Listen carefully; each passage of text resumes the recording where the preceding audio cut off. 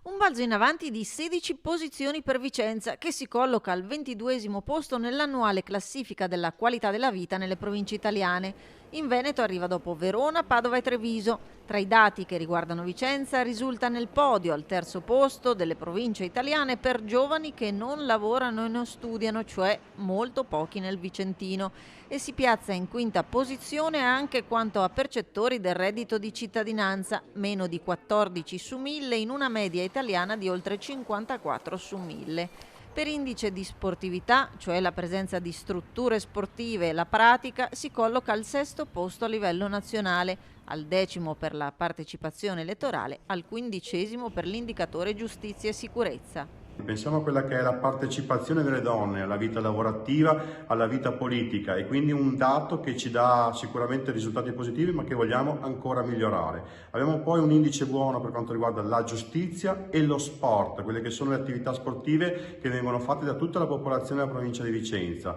E poi un altro valore che ci dà in qualche modo un risultato positivo è quello relativo all'occupazione, dove i nostri giovani sono quasi tutti a lavorare o a studiare. Quindi ci sono pochissimi giovani che non fanno né uno né l'altro. Quindi siamo contenti di questo risultato per quanto riguarda tutta la provincia, con un miglioramento netto rispetto a quello che è il dato dell'anno scorso.